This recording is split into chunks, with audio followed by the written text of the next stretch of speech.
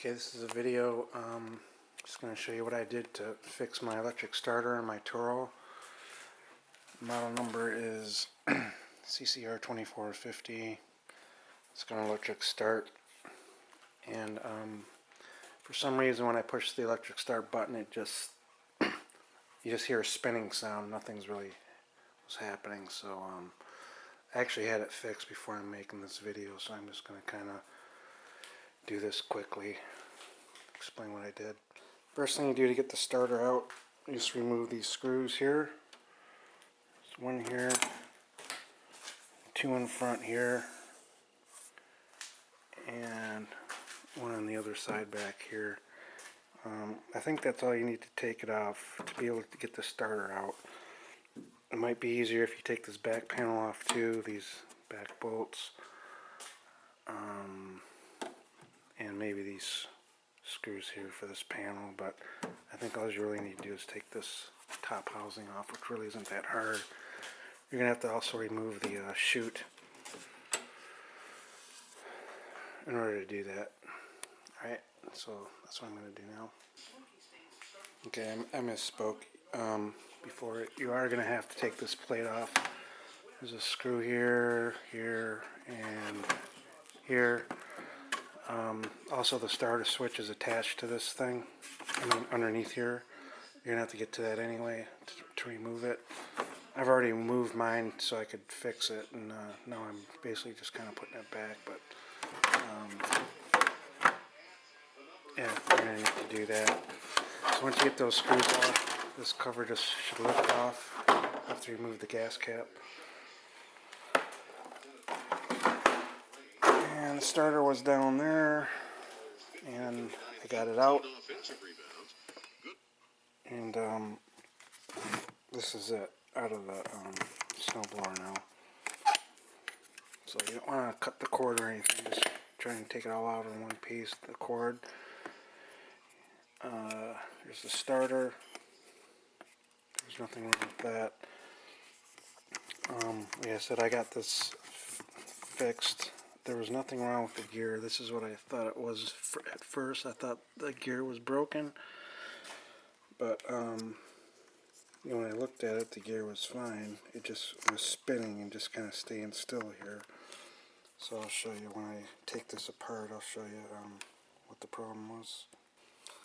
Okay, so to take the starter out apart, there's a little C-clip on the end of this shaft. You just want to pull this off first. I don't know if I can do this one. So, just use whatever you got, I guess.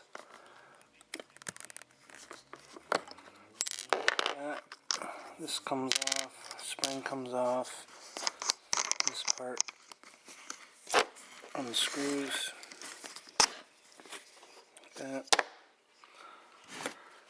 Then remove these two nuts here.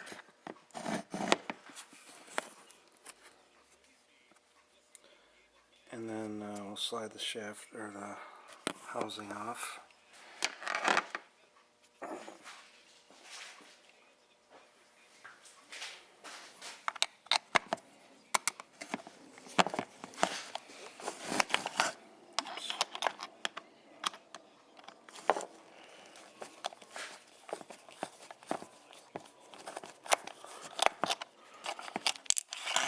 And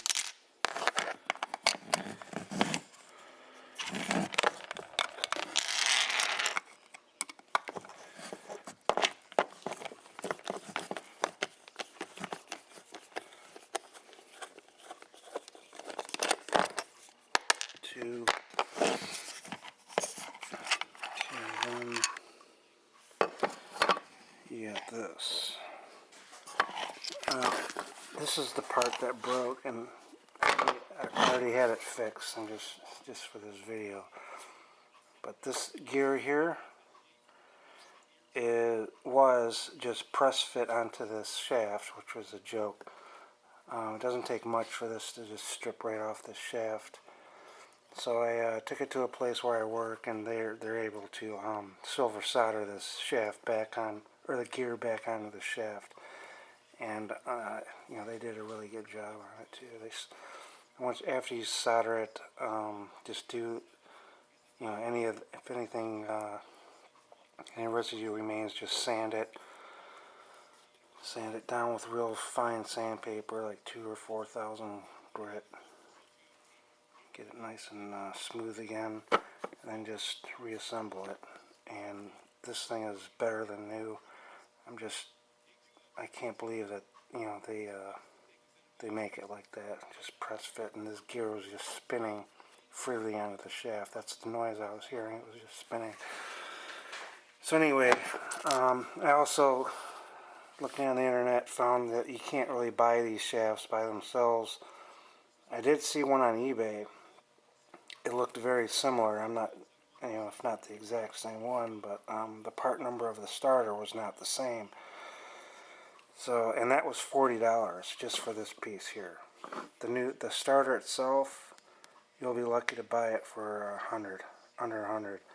So, you know, this is, if you know someone that can solder this stuff, do it. That'll fix it, and it'll probably never break again.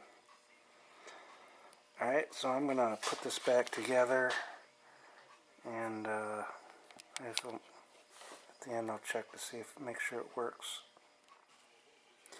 Okay, this is the best way to get the starter out and is flip this thing on its front. You're basically accessing it from the bottom. Pull this flap down and then insert it in here. I actually took this out about a week ago. I guess I'm just figuring out now how I put it back. So anyway, this is how I did it. And then make sure to put these little screws back in these cord retainers. That's important. Make sure it doesn't get damaged. Alright. Okay, so I got the starter back installed, and just to make sure it's engaging and not just spinning. Just going to try starting it. So it's definitely working. I'm not going to bother trying to start the thing, but before, if I push this, you just hear a spinning sound, nothing engaging, but it's obviously working now. Okay, so if there's any questions, you can post them, but I didn't bother showing all the other step-by-steps. It's mainly to show that the starter can be taken out, in this case repaired, and then put back together, and you can save quite a bit of money doing that. You don't have to buy a $100 starter and have the same thing happen down the road. Those press fit gears. Alright, thanks, bye.